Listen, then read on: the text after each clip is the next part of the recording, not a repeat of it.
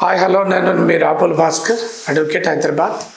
ముఖ్యంగా దేశవ్యాప్తంగా రాష్ట్ర వ్యాప్తంగా విపరీతంగా కరప్షన్ పెరిగిపోతూ ఉంది. ఒక పోలీసుని పోయి మనొక కంప్లైంట్ ఇచ్చి బాధితులు న్యాయం చేయమని అంటే కేసు కట్టడానికి డబ్బులు అడిగే పరిస్థితి. ఒక తహసీల్దార్ ఆఫీస్ పోయి ఒక పాస్ పుస్తకం ఇవ్వండి, నా భూమి మీద నా పాస్ పుస్తకం ఇవ్వండి అంటే డబ్బులు అడిగేటటువంటి పరిస్థితి. లేదు, నా భూమి పట్టా భూమి, మరి దీన్ని తీసుకుపోయి ప్రైవేటెడ్ ప్రాపర్టీల కింద పెట్టిర్రు, దీన్ని డిలీట్ చేయమంటే డబ్బులు అడిగేటటువంటి పరిస్థితి. లేదు, నా భూమిపై పక్కోడి పేరు మీద పడ్డది, దాన్ని డిలీట్ చేయమంటే డబ్బులు అడిగేటటువంటి పరిస్థితి. లేదు, ఒక నష్టపరిహారం ఇవ్వండి, నా భూమి రోడ్డు కింద పోయింది, ప్రాజెక్ట్ కింద పోయింది, డబ్బులు ఏమంటే నష్టపరిహారం ఏమంటే లంచం అడిగేటటువంటి పరిస్థితి.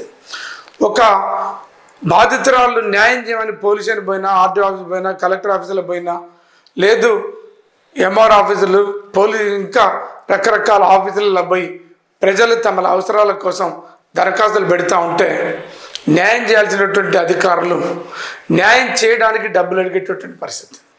లేదు, న్యాయం కావాల్సిన వ్యక్తులు డబ్బులు ఇవ్వకపోతే అవతల వ్యక్తులతోటి డబ్బులు తీసుకొని మరి వాళ్ళు అన్యాయం చేస్తున్నటువంటి పరిస్థితి.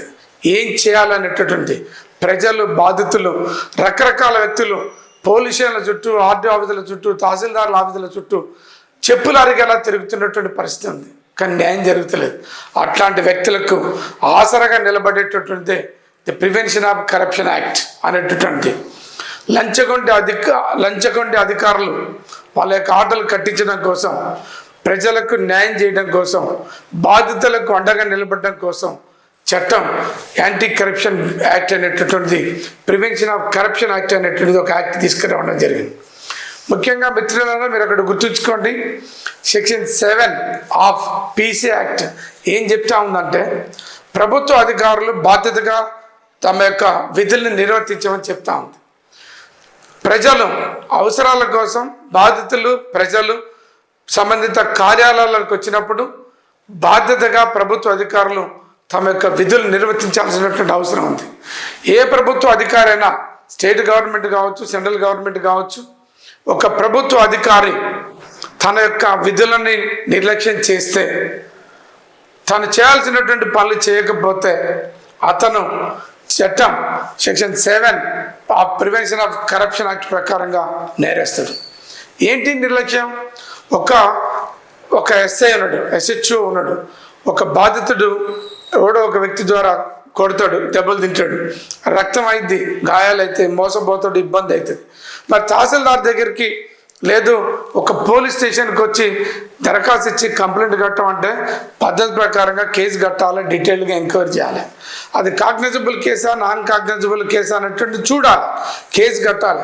కానీ కేసు కట్టకుండా రకరకాలుగా ఇబ్బందులు పెడుతూ, వేధిస్తూ, డబ్బుల కోసం వేధించడము, నిర్లక్ష్యంగా వ్యవహరించడము, అవతల వ్యక్తులతో కొల్యూడ్ అవుతే సెక్షన్ 7 ఆఫ్ ప్రివెన్షన్ యాక్ట్ ప్రకారంగా అతను నేరస్తుడు. ఏం చేయాలి మరి? ఒక పాస్ పుస్తకం అని పోతే తహసీల్దార్ ఇస్తలేడు, తిప్పుతూ ఉండు నెలల తరబడి, చెప్పులు అరిగిపోతున్నాయి. కేసు కట్టమంటే ఒక ఎస్ఐ కేసు కడతలేడు, చెప్పులు అరిగిపోతున్నాయి. మీరేం భయపడకండి, మీరు ఇమ్మీడియట్గా 1064 అనేటటువంటి ఒక టోల్ ఫ్రీ నెంబర్కి కంప్లైంట్ పెట్టండి. లేదు, మీ జిల్లాలో ఉండేటటువంటి యాంటీ కరప్షన్ అధికారులు బ్యూరో ఉన్నది, ACP అధికారులు ఉన్నారు, మీరు ఎస్పీకి కానీ ACP అధికారులకు కానీ కంప్లైంట్ చేయండి. కంప్లైంట్ చేసినప్పుడు సంబంధిత నిర్లక్ష్యంగా వ్యవహరించినటువంటి అధికారుల మీద కేసులు కడతారు, వాళ్ళ మీద యాక్షన్ తీసుకుంటారు, తద్వారా మీకు న్యాయం జరిగేటటువంటి పరిస్థితి. అందుకనే సెక్షన్ 7 అనేటటువంటి ఈ చట్టం, anti prevention of corruption act, ఈ చట్టం చాలా బలమైనటువంటి సెక్షన్. దీన్ని ఎవరు కూడా ఉపయోగించుకుంటలేరు. నిర్లక్ష్యంగా వ్యవహరించేటటువంటి అధికారుల మీద మీరు కంప్లైంట్ చేయండి. ACP అధికారులు తీసుకోకపోతే ఎవరైనా ఒక న్యాయవాదిని పెట్టుకొని మీరు హైకోర్టులో ఒక రిట్ వేయండి.